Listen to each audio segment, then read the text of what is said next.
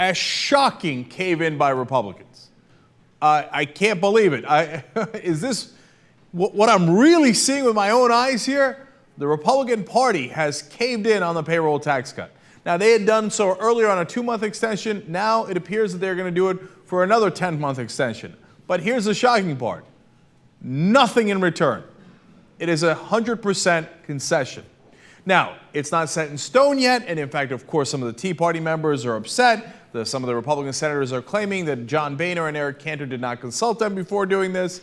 But the fact that Eric Cantor did it along with John Boehner, this announcement that they will give in on the payroll tax cut without anything in return, gives you an indication that they are all agreed on this, because if there was a significant split in the party, Cantor would probably not have joined Boehner.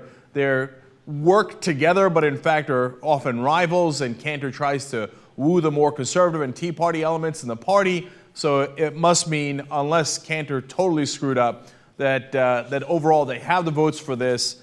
Now, they say that they are separating this out, and they will vote for unemployment extension and the doc fix later. And ideally, President Obama would have wanted all three in those as a part of one package. But if that's a concession at all, it's a tiny one. And now that they've conceded on this, people are wondering if they're going to concede on the unemployment extension and the doc fix, which they actually, of course, are in favor of as well, but they had been holding hostage as they normally do. Democrats and President Obama want to do the payroll tax cut extension, but they didn't want to add to the deficit. So what they were saying is, hey, listen, let's offset this with a slight tax increase for the very rich so that it doesn't hurt our budget and doesn't make the deficit worse. And the Republicans rejected that. What they are agreeing to is adding on top of the deficit to make sure that the rich don't have to pay anything more. In fact, Jonathan Bernstein, I thought, summarized it best. He said, quote, "In other words, when push comes to shove, they'd much rather increase the federal budget deficit than to raise even a dime of taxes on wealthy Americans." So it's true, not only do you have the concession, but you have an obvious situation here where they are protecting the rich, even if it means adding on more money to the deficit, which, of course, for all of us paying attention, is the least surprising thing in the world.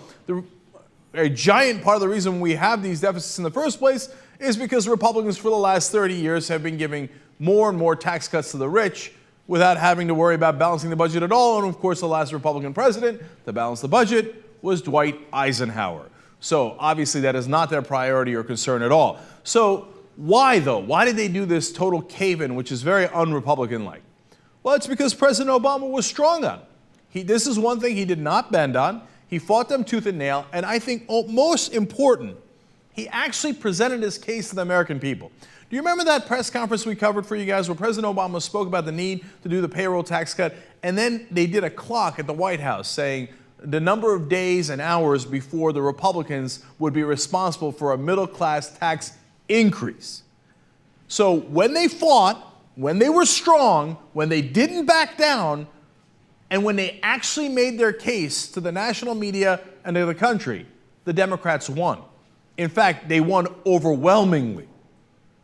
I think the lesson to be learned here is, if you fight and you make your own side's case, well, obviously, you're a million times more likely to win. And in fact, you can even get the Republicans to fold if you're strong enough. But you got to fight first. This was an excellent case of President Obama doing that and getting the right results, which is winning.